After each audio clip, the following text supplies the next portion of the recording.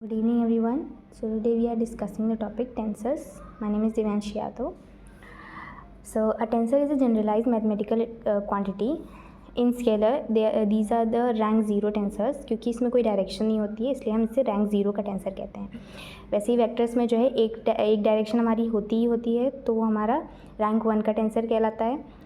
ठीक है. और वैसे ही मैट्रिक्स जो है हमारा रैंक 2 का टेंसर होता है क्योंकि उसमें रोज़ और कॉलम्स दोनों की बात करते हैं. तो हम जैसे कोई भी मैट्रिक्स का हम एलिमेंट भी लिखते हैं तो हम 1 2 1 1 3 ऐसे करके लिखते हैं. तो इसमें हमारे दो इंडिसेस लगे हुए हैं तो हमारे दो रैंक के जो है ये टेंसर्स होते हैं.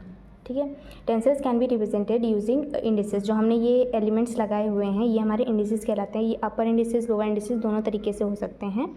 यहाँ पे हमने एग्जांपल्स में लिखा है AIJ TIJK. यहाँ पे हमारे लोअर इंडिसेस लगे हुए हैं. ये हमारे IJ और IJK जो हैं ये हमारे इंडिसेस हैं.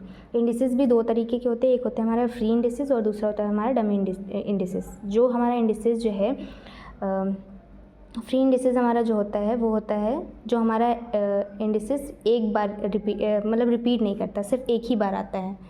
और हमारा जो डमी इंडिसेस होता है, डमी मतलब हमारा होता है, डमी का मतलब ही हमारा होता है डबल, जो मतलब एक डुप्लीकेट रोल प्ले करता है. तो डमी इंडिसेस हमारा जो है वो रिपीटेड एलिमेंट होता है. ठीक है. Next is covariant tensors. तो कोवेरिएंट टेंसर्स या कंपोनेंट्स होते हैं वो रिटन होते हैं सबस्क्रिप्ट के साथ.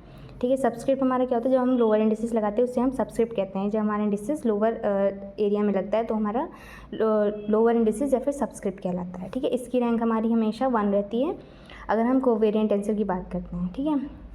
सिंगल कोवेरिएंट टेंसर हमारा रैंक 1 का हुआ.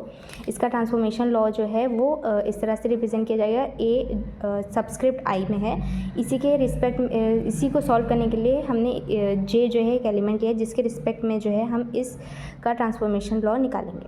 Next is contravariant tensors. Contravariant tensors are written with superscripts. Example में है ए सुपरस्क्रिप्ट आई. तो यहाँ पे भी हमारा ऊपर अपर इंडिसेस लगता है वो हमारा सुपरस्क्रिप्ट होता है. ये भी हमारा रैंक 1 का टेंसर है क्योंकि यहाँ पे हमारा एक ही इंडिसेस लगा हुआ है. इसका ट्रांसफॉर्मेशन लॉ हमारा इस तरह से रिप्रेजेंट किया जाता है. यहाँ पे भी हमने आई को सॉल्व करने के लिए जे को लिया हुआ है. एक एलिमेंट हमें लेना पड़ता है जिसके रिस्पेक्ट में हम इसका ट्रांसफॉर्मेशन लॉ निकालते हैं. So next is mixed tensor. A tensor having both contravariant and covariant indices. ऐसा टेंसर जिसमें हमारे कोवेरिएंट और कॉन्ट्रावेरिएंट दोनों तरीके के एलिमेंट्स प्रेजेंट होते हैं उन्हें हम मिक्स टेंसर कहते हैं. मिक्स का मतलब ही हमारा यहाँ पे है दो एक या एक से ज़्यादा चीज़ें होंगी. तो यहाँ पे हमारा कॉन्ट्रावेरिएंट भी एलिमेंट है और कोवेरिएंट भी प्रेजेंट है. तो ये हमारा रैंक 2 का जो है टेंसर कहलाएगा. ठीक है. इसका ट्रांसफॉर्मेशन लॉ होगा दोनों के लिए हम सॉल्व करेंगे, एक कॉन्ट्रावेरिएंट के लिए हम सॉल्व करेंगे. ठीक है. तो यहाँ हमारा कॉन्ट्रावेरिएंट के लिए जब हमने सॉल्व किया तो हमारा कॉन्ट्रावेरिएंट है यानी अपर इंडिसेस लगा हुआ है. तो इसके लिए हमने पहले सॉल्व किया, फिर हमने कोवेरिएंट के लिए भी सॉल्व किया. तो कोवेरिएंट के लिए अभी हमने देखा ट्रांसफॉर्मेशन लॉ हमारा नीचे ये होता है एलिमेंट हमारा. तो ये इसके लिए सॉल्व किया. और इन दोनों एलिमेंट्स के लिए हमने 2 एलिमेंट्स और लिए जो कि हुए हमारे के और एल, जिसके रिस्पेक्ट में हमने इनके ट्रांसफॉर्मेशन लॉ को निकाला है. Next is symmetric tensor. A tensor satisfying this condition AIJ is equal to AJI, यानी कि जब हम इनके इंडिसेस को इंटरचेंज करें तो इनकी वैल्यू में कोई डिफरेंस ना आए.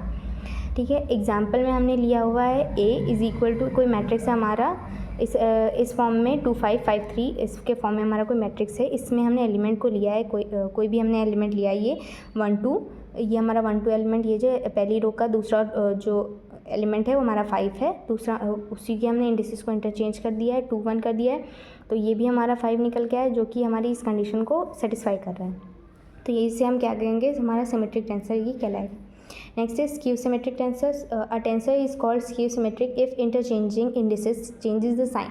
मतलब कि जब भी हम जो इंडिसेस हैं उन्हें हम इंटरचेंज करेंगे तो उसका जो वैल्यू निकलेगी उसके साइन जो है इक्वल होंगे लेकिन अपोजिट साइन होंगे. लाइक हमने ये एग्जांपल लिया है कोई मैट्रिक्स है हमारा, इसका जब हमने 1 2 एलिमेंट लिया है यानी जो हमारा पहली रो का दूसरा एलिमेंट है वो हमारा 4 है. फिर इसी के इंडिसेस को जब हमने इंटरचेंज किया यानी 2 1 कर दिया है तो हमारा जो एलिमेंट निकल के आया है वो है 4 ही लेकिन उसका साइन चेंज हो गया है. तो ये हमारा जो है इक्वल है बट अपोजिट साइन आ गया है. ठीक है. तो ये हमारा इस कंडीशन को अप्लाई कर रहा है, सेटिस्फाई कर रहा है. तो ये हमारा स्क्यू सिमेट्रिक टेंसर कहलाएगा. इस स्क्यू सिमेट्रिक टेंसर की एक प्रॉपर्टी होती है AII इज इक्वल टू 0, ये होगा क्योंकि हमारा जो है एलिमेंट जो है वो इक्वल और अपोजिट साइन के हैं, तो हम जब उन्हें एक साइड लाएंगे तो वो ऐड हो जाएंगे और ज़ीरो के इक्वल हो जाएंगे, ठीक है। तो हमारा जो एलिमेंट निकल के आएगा वो ज़ीरो के इक्वल होगा, ठीक है। Next and the last topic is हमारा क्रॉनिकल डेल्टा। तो Kronecker delta is represented by delta i j. यहाँ पे हमारे सब्सक्रिप्ट में आई जे लगा हुआ है। It is defined as delta i j. ये सब्सक्रिप्ट सुपर सब्सक्रिप्ट किसी भी तरीके से इंडिसेस लगे हुए हो सकते हैं, वो पर्टिकुलर नहीं है कि सिर्फ लोअर इंडिसेस होंगे या फिर अपर इंडिसेस होंगे, वो दोनों तरीके से हो सकते हैं, ठीक है। बस हमारी कंडीशन जो है वो ये अप्लाई होंगी, यानी कि अगर वैल्यू हमारी 1 होगी इस क्रॉनिकल डेल्टा की, जो हमारा आई और जे जो है इक्वल होंगे, और हमारी वैल्यू 0 होगी जब हमारा आई और जे जो है वो इक्वल नहीं होंगे। Okay, thank you.